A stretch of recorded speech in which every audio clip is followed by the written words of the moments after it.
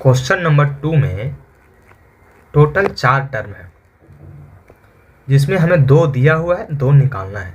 तो कौन कौन सा टर्म दिया हुआ है? तो पहले तो दूसरा टर्म दिया हुआ है यानी कि दूसरा पद, और लास्ट का यानी कि चौथा पद दिया हुआ है। तो दूसरा पद को हम कैसे लिखते हैं? a2 इज इक्वल टू कितना है? 13।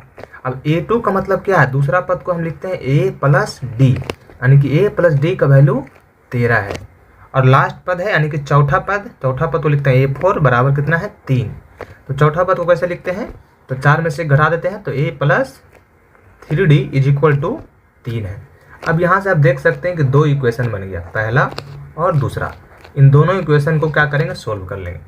तो आप जब इस दोनों इक्वेशन को घटाइएगा तो ये साइन चेंज होगा, यहाँ प्लस से कुछ नहीं तो माइनस हो जाएगा, इसके जगह पे माइनस हो जाएगा और यहाँ पे माइनस।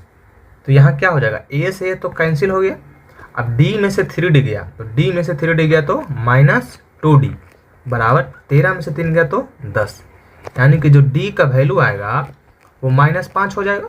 2 पचे का 10, आंसर माइनस में आएगा। d का वैल्यू 5 आ गया। अब d का वैल्यू किसी एक इक्वेशन में रख देंगे, तो d का वैल्यू हम रख देते हैं समीकरण 1 में। तो समीकरण 1 से समीकरण 1 हमारा है a प्लस डी बराबर 13। a का वैल्यू हमें निकालना है, तो a प्लस डी का वैल्यू है -5, तो प्लस माइनस माइनस हो जाएगा, -5 इज इक्वल टू 13। तो यहाँ से a का वैल्यू कितना आ जाएगा? प्लस में हो जाएगा उधर, तो 13 और 5 18, यानी कि a का वैल्यू 18 और b का वैल्यू -5। हमको चाहिए क्या? हमको तो चाहिए सबसे पहले पहला पद यानी कि फर्स्ट पद चाहिए। तो फर्स्ट पद यानी कि a1 का वैल्यू चाहिए और a3 का।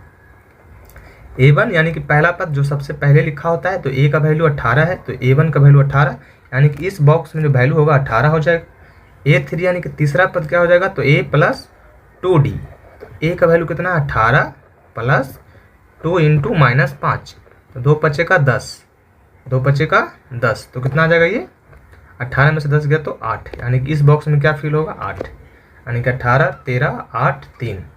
इस तरीके से ये आंसर हो गया।